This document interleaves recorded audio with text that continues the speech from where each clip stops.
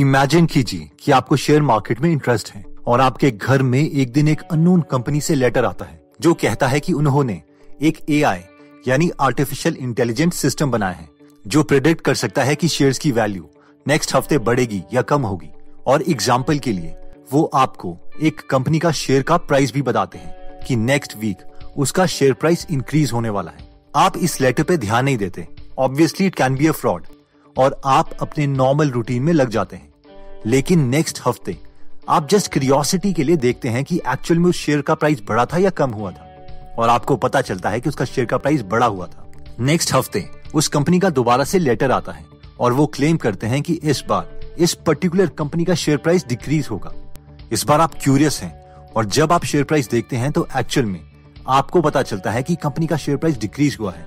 अब आप इन नए लेटर्स के लिए वेट करने लगते हैं। नेक्स्ट वीक दोबारा लेटर आता है और दोबारा प्रेडिक्शन ठीक होती है। अगेन उसके नेक्स्ट वीक भी प्रेडिक्शन लेटर आता है और वो भी ठीक निकलती है। आपको यकीन नहीं होता कि टेक्नोलॉजी ने इतनी इंप्रूवमेंट कर ली। अब नेक्स्ट लेटर आता है और वो बोलते हैं कि हम आपको हर हफ्ते आपकी मर्जी की 5 कंपनीज की प्रेडिक्शन रिपोर्ट करेंगे, लेकिन इसके लिए आपको उन्हें 50,000 रुपीज पे करने होंगे, क्योंकि इन प्रेडिक्शन से शेयर मार्केट में आप बहुत ज्यादा अर्न कर सकते हैं और 50,000 तो आप वैसे भी आसानी से कमा ही लेंगे अगर ये प्रेडिक्शंस ठीक निकली। So what do you think, क्या आप ये पेमेंट करोगे?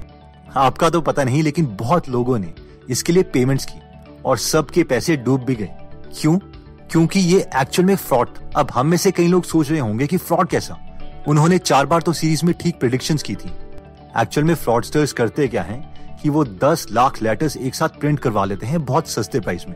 उनमें से आधे लेटर्स में स्टॉक प्राइस को लिखा जाता है कि वो नेक्स्ट वीक इंक्रीज होगा और बाकी आधे यानी 5 लाख लेटर्स में लिखा जाता है कि वो डिक्रीज होगा। अब ऑब्वियसली आधे लेटर्स की प्रेडिक्शंस गलत होंगी। अब अगर एक्चुअल में प्राइस इंक्रीज हुआ तो वो उन 5 लाख लोगों को दोबारा लेटर नहीं भेजेंगे जिन्हें उन्होंने कहा था कि प्राइस डिक्रीज होगा।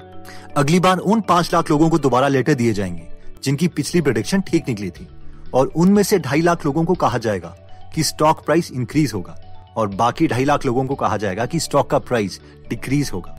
दोबारा से जब एक्चुअल प्राइस आएगा तो आधे लोगों की प्रेडिक्शन ठीक निकलेगी और बाकी 2.5 लाख लोगों की प्रेडिक्शन गलत निकलेगी, एंड सो ऑन। अब अगर इस प्रोसेस को 4 बार रिपीट किया जाएगा तो शुरू में जो उस कंपनी ने 10 लाख लेटर्स भेजे थे उनमें से 62,500 ऐसे लोग होंगे जिन्हें लगातार 4 हफ्ते तक ठीक प्रेडिक्शंस मिली होंगी, और उनमें से एक आप थे और इसलिए शायद आपने इसके लिए पेमेंट भी कर दी। इस स्टोरी से लर्निंग ये है कि बहुत बार ऐसी चीजें होती हैं जो रैंडम होती है, लेकिन हम उसे सक्सेस समझ लेते हैं और खुद का ही बेवकूफ बनाने लगते हैं। लेकिन सक्सेसफुल लोग हमेशा से चले आ रहे प्रिंसिपल्स पर फोकस करते हैं। उन प्रिंसिपल्स में सबसे पहला प्रिंसिपल कहता है कि सक्सेसफुल पीपल परसिस्ट। आजकल आप किसी का भी फेवरेट रोल मॉडल पूछ लो तो मैक्सिमम लोगों का जवाब एक ही होता है, इलॉन मस्क। और ऑब्वियसली उन्होंने SpaceX, Tesla, boring company, open AI, Neuralink जैसी कंपनीज भी बनाई हैं और रॉकेट्स को वापस वर्टिकल लैंड भी करवाया है। और ये बात अप्रिशिएट करने वाली भी है। अब इलॉन मस्क की इस ऑसम अचीवमेंट को देखने के 2 तरीके हैं। 1, हम कह सकते हैं कि इनकी जीन्स ही अलग हैं और ये एकदम डिफरेंट इंसान है और इसीलिए पता नहीं ये कैसे ऐसा कर लेते हैं। दूसरा तरीका ये है कि इन्हें इनकी क्वालिटीज, इनके वर्किंग स्केड्यूल, एक ऑसम टीम क्रिएट करने की कैपेबिलिटी से इन्हें जज करें और फिर ये सोचा जाए कि हम इनमें से कैसे इन कैपेबिलिटीज को अचीव कर सकते हैं। ऑब्वियसली अगर हम फर्स्ट तरीके से सोच रहे हैं तो हम इम्प्रूव नहीं होंगे, लेकिन सेकंड मेथड से हम इम्प्रूव कर सकते हैं। और इलॉन मस्क की सबसे बड़ी क्वालिटी ये है कि this guy can persist even for decades. यानी ये, अगर आप स्पेसएक्स की बात करें तो स्पेसएक्स कंपनी स्टार्ट होने से लेकर एस्ट्रोनॉट्स को स्पेस स्टेशन तक पहुंचाने के लिए इलॉन मस्क को 18 साल लग गए। अभी आपकी एज क्या है? इसे अपनी एज से कंपेयर करो। 18 साल, इतने में तो एक बच्चा पैदा होके कॉलेज जाने लगता है। इतना टाइम लगता है एक स्पेसएक्स जैसी एक्स्ट्राऑर्डिनरी कंपनी बनाने के लिए। And to, with the course of now 18 years, to the point where NASA has enough confidence that they're going to launch astronauts on the SpaceX vehicle. Next principle कहता है कि successful people execute. जो सबसे बड़ा difference है एक successful और एक अनसक्सेसफुल इंसान में, वो है उसकी एग्जीक्यूशन। सक्सेसफुल लोग बातें नहीं करते, वो एग्जीक्यूट करते हैं, यानी एक्शन लेते हैं।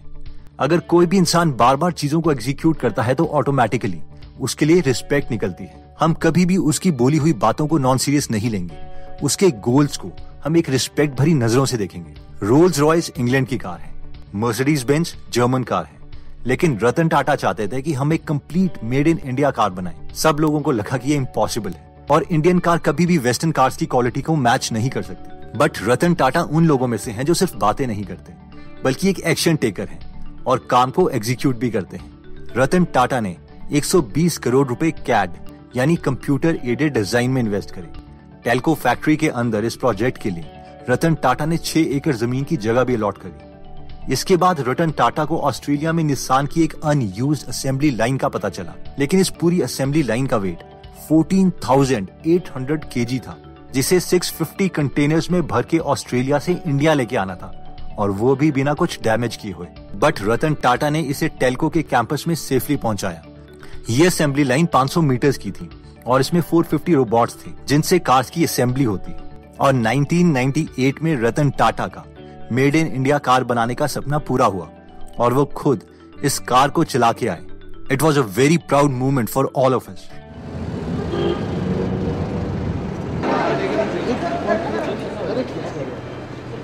नेक्स्ट प्रिंसिपल कहता है, सक्सेसफुल लोगों की नेक्स्ट सुपर क्वालिटी कहती है कि they are willing to learn. कभी आपने सोचा है कि इलॉन मस्क, जिन्हें रॉकेट्स के बारे में कुछ भी नहीं पता था, वो आज दुनिया की सबसे बड़ी private space exploration company SpaceX के सीईओ कैसे बन गए? उस कंपनी के सीईओ जिसकी मार्केट वैल्यू अप्रोक्सीमेटली $100 बिलियन है और खुद इलॉन मस्क जो कि दुनिया के सबसे अमीर आदमी हैं, उनकी नेटवर्थ करीबन $185 बिलियन है। स्पेसएक्स के फेमस इंजीनियर रॉबर्ट जुबरिन बताते हैं कि किस तरह से इलॉन मस्क सिर्फ 6 सालों में एक बिल्कुल बिगिनर से रॉकेट साइंस के एक्सपर्ट बन गए और अब उन्हें हर एक चीज बहुत डिटेल में पता है। I mean almost everything in rocket science. तो अब नेचुरल सवाल ये आता है कि उन्होंने लर्निंग कैसे स्टार्ट की। मान लीजिए आपको भी रॉकेट्स के बारे में कुछ भी नहीं पता और आपको अमेरिका की गवर्नमेंट स्पेस एजेंसी नासा के साथ कम्पीट करना है, तो आप रॉकेट साइंस कैसे लर्न करोगे? जब इलॉन मस्क से पूछा गया कि उन्होंने खुद रॉकेट साइंस के बारे में कैसे पढ़ा, तो इलॉन ने जवाब दिया कि उन्होंने रॉकेट साइंस के ऊपर बहुत सी बुक्स पढ़ी और बहुत से स्मार्ट लोगों से बात करी। यानी उन्होंने इसकी कोई डिग्री नहीं ली थी, जिस पर इंटरव्यूअर बहुत ज्यादा हैरान हुए। And then I read a lot of books and talked to a lot of smart people. You're self-taught? Yeah. तो दोस्तों, इस इंपॉर्टेंट वीडियो की लर्निंग को जल्दी से दोबारा रिवाइज कर लेते हैं। सबसे पहले हमने शेयर मार्केट प्रेडिक्शन की स्टोरी देखी थी, जिसमें हमने देखा था कि कैसे हम कई बार रैंडमनेस को सक्सेस का नाम दे देते हैं। रियल सक्सेस रियल क्वालिटी से आती है, जिसमें सबसे पहले क्वालिटी हमने देखी थी परसिस्ट। ये क्वालिटी कहती है कि एक्स्ट्रा ऑर्डिनरी चीजें क्रिएट करने के लिए कई बार एक्स्ट्रा ऑर्डिनरी टाइम भी लग जाता है और हो सकता है कि वो हमारा लाइफ वर्क हो। फॉर एग्जाम्पल, इलॉन मस्क की कंपनी स्पेसएक्स को एस्ट्रोनॉट्स को स्पेस स्टेशन पहुंचाने के लिए 18 साल लग गए। यानी ये उतना ही टाइम है जितना टाइम एक न्यूबॉर्न बच्चा कॉलेज आने लगता है। सेकंड क्वालिटी हमने देखी थी एग्जीक्यूट, जिसमें हमने रतन टाटा के बारे में बात की कि कैसे लोगों के मना करने के बावजूद उन्होंने इंडिया को उसकी कंप्लीटली सेल्फ मेड कार बना के दी।